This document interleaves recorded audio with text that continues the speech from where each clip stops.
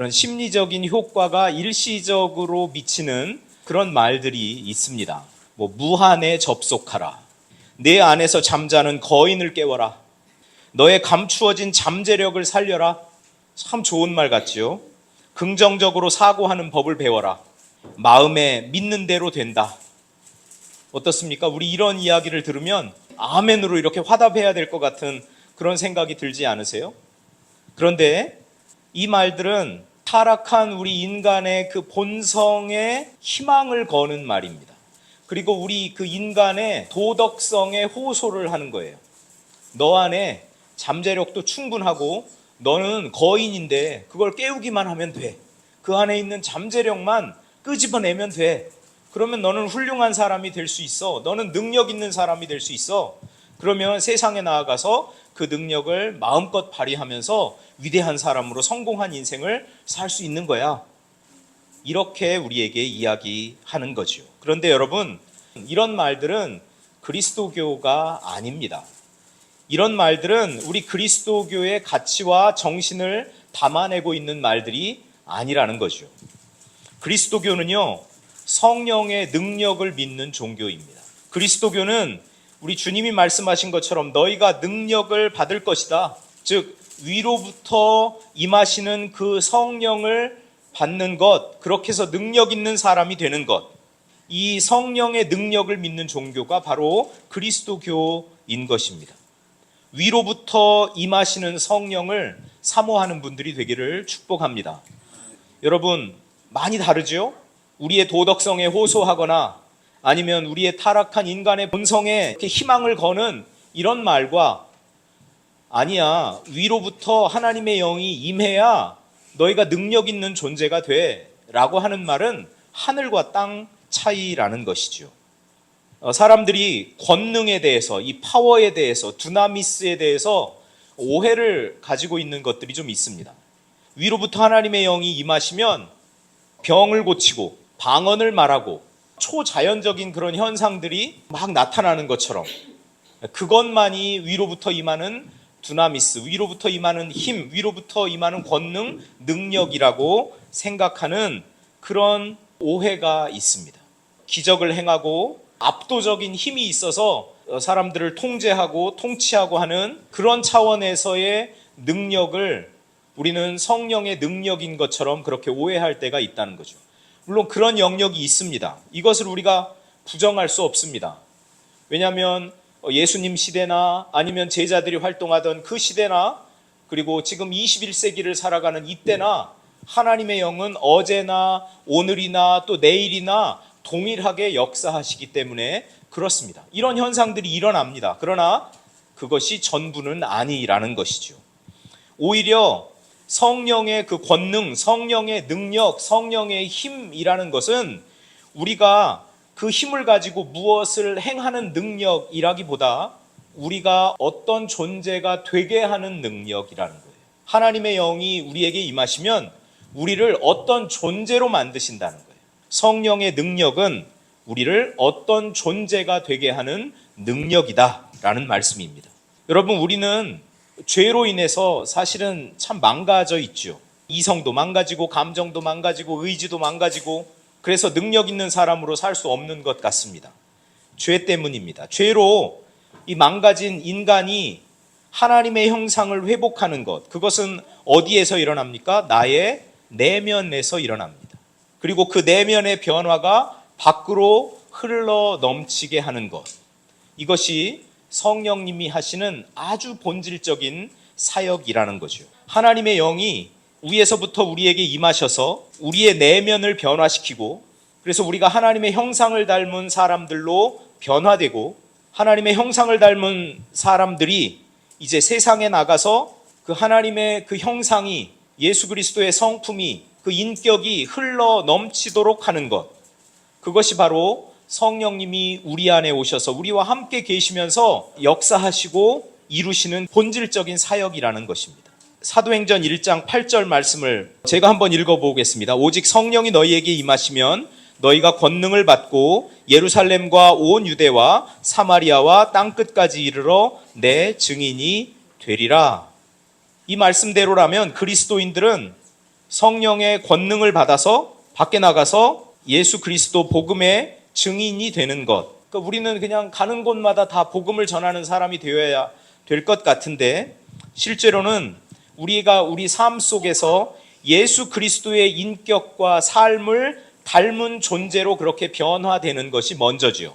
그렇게 변화되지 않고 예수를 믿으세요, 하나님을 믿으세요, 복음을 믿으세요, 이렇게 전하는 것은 의미가 없어요. 먼저 우리가 예수 그리스도의 인격과 삶으로 변화된 존재가 되어야 되는 거죠. 성령의 권능을 받고 성령의 능력이 위로부터 내게 임해서 내가 예수 그리스도의 인격과 삶을 닮은 사람으로 변화가 되는 것, 그게 첫 번째입니다. 그러면 나의 존재 자체가 밖에 나가면 예수 그리스도를 증거하는 증거물이 된다라는 것이에요. 나의 삶 자체가, 내가 말하는 것 자체가, 내가 살아가는 모습 자체가, 내가 호흡하고 내가 관계 맺고 하는 그것 자체가 바로 그대로 예수 그리스도를 증거하는 증거물이 된다라는 이야기입니다. 우리가 하나님의 형상으로 변화되는 것이 급선무입니다.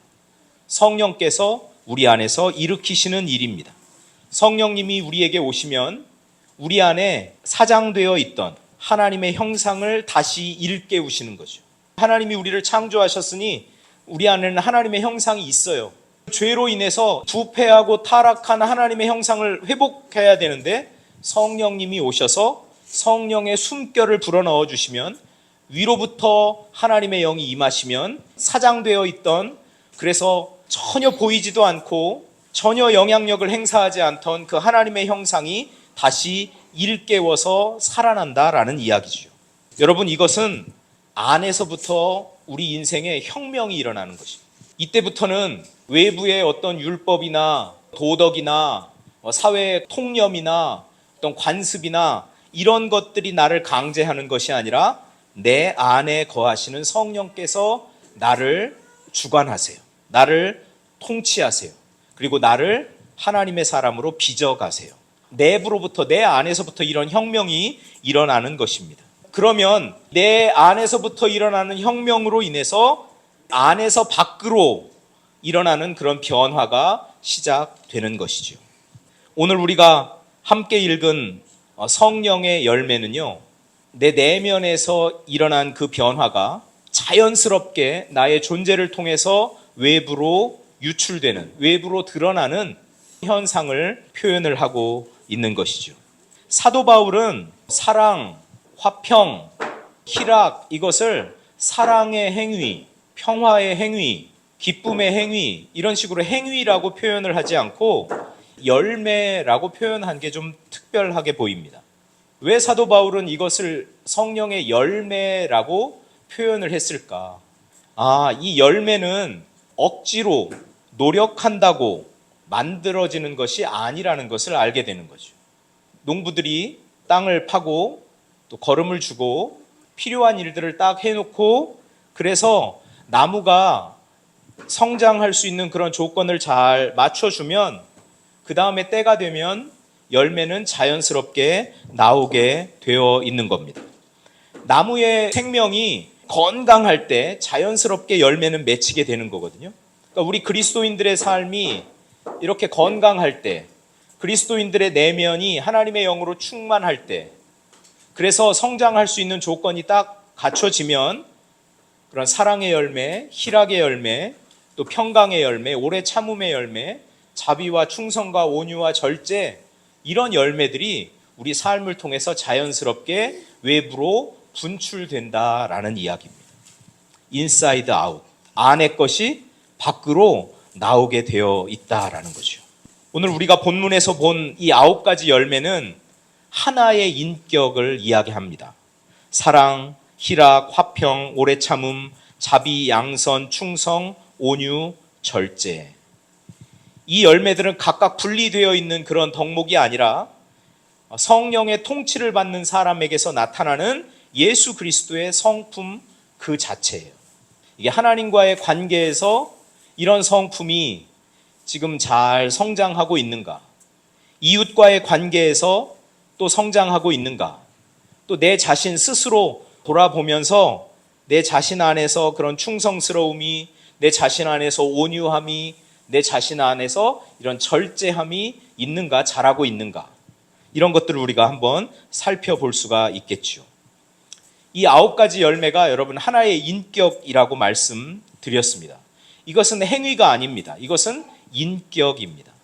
우리의 존재가, 우리가 어떤 존재이냐라는 것이 그 다음에 우리의 행위를 결정하게 되는 거죠. 하나님과의 관계에서 사랑하고 기뻐하고 평화를 누리는 사람들이 세상으로 나가면 어떤 행동들을 한다고요? 사랑하는 행동을 하고 평화를 만드는 일들을 하고 세상에 기쁨의 존재로 그렇게 살아가는 것입니다.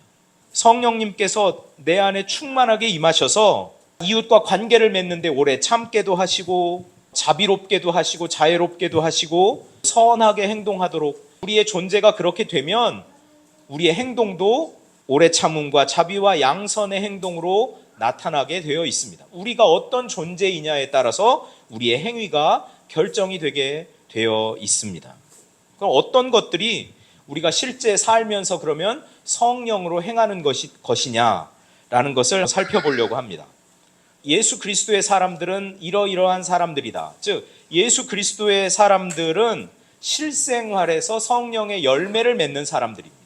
거기에 첫 번째가 자기 부인입니다.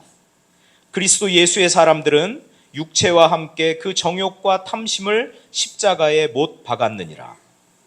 자기 부인, 정욕과 탐심을 십자가에 못 박는 결단이 필요한 거죠. 내 자아가 죽어야 성령의 그 생명이 밖으로 나오게 되어 있습니다. 이것이 영적인 원리인 거죠. 내 자아가 죽어야 성령의 생명이 밖으로 나옵니다. 세상 사람들은 다 자아 실현을 해야 된다고 이야기하잖아요. 자아 실현을 해야 행복하다고 이야기하잖아요. 누구나 다 자아 실현을 하려고 하여튼 열심히 삽니다. 성경적이지 않습니다. 저도 이 문제를 곰곰이 생각을 해봤어요. 내 자아가 다 실현됐으면 세상 큰일 났겠다. 우리 한 사람 한 사람의 자아가 다 실현됐으면 여러분 세상이 지금 이렇게 온전할까요? 나의 그 비뚤어진 자아가 실현이 됐으면 이 세상이 도대체 어떻게 됐을까? 우리의 자아가 실현됐다면 온 세상에 전쟁이 없는 곳이 없겠죠. 온 가정에 전쟁 없는 가정이 없을 겁니다. 온 나라에 전쟁 투성이일 겁니다. 아닙니다. 자아 실현은 그리스도교적인 용어가 아니에요. 내 자아가 죽어야 성령의 생명이 약동하고 성령의 생명이 우리 밖으로 나가고 성령의 생명이 열매를 맺는 것, 그게 그리스도교의 정신이고 그것이 복음이다라는 사실이죠. 자기 부인, 날마다 나의 정욕과 나의 욕심을 십자가에 못 박는 삶. 여러분 이것이 그리스도인들이 실생활에서 성령의 임재 안에서 살아가는 모습이다라는 것이죠. 토저 목사님이라는 분이 이것이 성령님이다라는 책에서 이렇게 언급을 했습니다. 십자가에 못 박힌다라는 의미는 두 가지로 살펴볼 수 있는데, 첫 번째는 십자가에 못 박힌 사람은 오직 한 방향만 향하게 된다라고 이야기했어요. 그 한 방향이 바로 하나님이고 그 한 방향이 예수 그리스도고 그 한 방향이 바로 성령님이라는 거죠. 이 삼위일체 하나님 그 한 방향으로 집중이 되어 있는 삶을 사는 사람들이 십자가에 못 박힌 사람들이라는 거죠. 두 번째는 십자가에 달린 사람은 다시 돌이킬 수 없다. 다시 뒤로 과거로 돌아갈 수 없다. 다시 내가 예전에 머물렀던 그 냄새나고 구역질 나는 그 삶의 현장으로 돌아갈 수 없다. 우리 주변에 여러분 이것 때문에 예수 믿기를 주저하는 사람들이 있는 거예요. 예수 믿으면 과거로 돌아갈 수 없거든요. 그런데 십자가에 달린 사람들은 날마다 이런 다짐을 하고 이런 결단을 하고 사는 사람들이라는 거예요. 나의 옛날 과거로 돌아갈 수 없습니다. 하나님의 형상이 다 망가지고 왜곡되고 예수 그리스도의 성품을 내 안에서 도저히 찾아볼 수 없는 그때의 삶으로는 나 돌아갈 수 없어.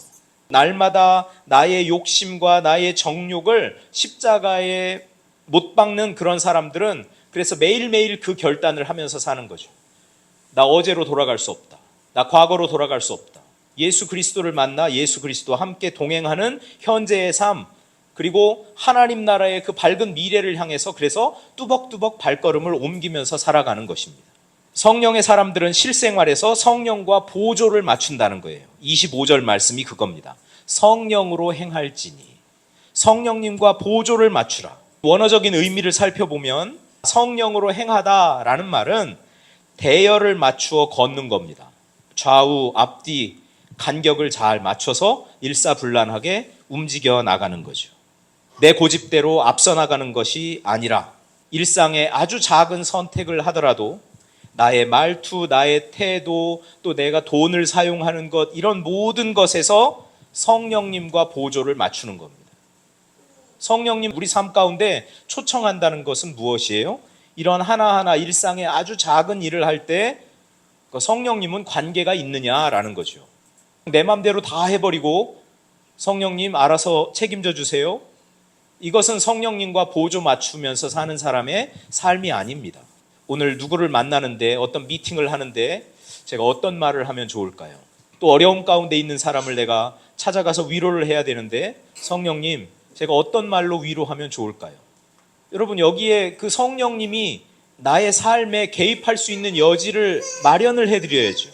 그렇게 초청하고 성령님이 일으키시는 그 생각을 쫓아서 말하고 행동하는 것, 그게 성령님과 보조를 맞추어서 걸어가는 겁니다. 대열에서 이탈하지 않고 말이죠. 성령의 감동이 있어야 여러분 성령님과 이렇게 보조를 맞추면서 살아갈 수 있는 것 아니겠어요? 우리 한 분 한 분 성령님과 보조를 맞추면서 살아가는 복된 분들 다 되실 수 있기를 축복합니다. 그 다음에 그리스도인들은 관계 속에서 성령 충만을 경험하는 사람들이 되어야 된다는 거죠. 26절 말씀에 보니까 허영을 버리고 서로 노엽게 하거나 투기하지 말라. 가장 가까운 사람과의 관계가 성령 충만의 진짜 시험대가 되는 겁니다. 우리 가정 안에서, 교회 공동체, 우리 형제 자매 안에서, 직장의 그런 동료들과의 관계 안에서 우리 가장 가깝다고 여기는 사람들과의 관계가 내가 성령 충만한지 아닌지를 시험하는 시험대가 되는 거예요. 허영을 버리고 서로 노엽게 하거나 투기하지 않는 것.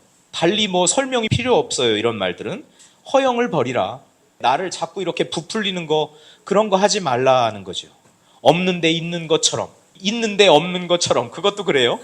거짓말하지 말고 좀 진실하라는 거죠. 스스로에게 진실하게 관계를 맺고 다가가고 또 서로 노엽게 하지 말고. 보통 우리는 우리의 말과 태도 이런 거로 노엽게 많이 해요. 보통 우리의 말이나 우리의 행동이나 우리의 표정이나 느껴지는 그 공기를 통해서도 기분 나빴다면 미안하다고 하고 그 안에서 정말 성령이 내게 충만하게 임하시는 그런 관계를 살아가는 것, 그것이 참 중요하겠다 싶습니다. 투기하지 않는 것, 시샘하지 않고 남이 가진 것, 남이 누리는 것 그런 거 보면서 막 내 영혼을 갉아먹듯이 그렇게 시샘하고 투기하고 하는 일들은 우리의 영혼에 전혀 도움이 되지 않습니다. 우리 가장 가까운 사람과의 관계 안에서 이 성령 충만함의 열매들이, 증거들이 나타나게 되어 있다라는 사실입니다. 다시 한번 우리 가장 가까운 사람들을 돌보는 일에, 그리고 그들과 관계 맺는 일에 여러분 우리 성령 충만하게 할 수 있는 복된 분들 다 되시기를 축복합니다. 그래서 다음 주에는 이렇게 교회에 나오실 때 가족 단위로 이렇게 보통 오시는데 다들 얼굴에 웃음꽃이 가득하고 가장 가까운 사람들을 잘 돌보고 애정을 가지고 이렇게 살펴서 정말 그 안에 성령 충만함의 증거들이 가득한 그런 한 분 한 분 그리고 가정들 다 되실 수 있기를 축복합니다. 성령님의 능력은요 우리를 막 슈퍼 히어로로 만들지 않습니다. 그게 아니라 가장 인간다운 인간으로 만드는 거죠. 하나님의 형상으로 회복되는 거죠.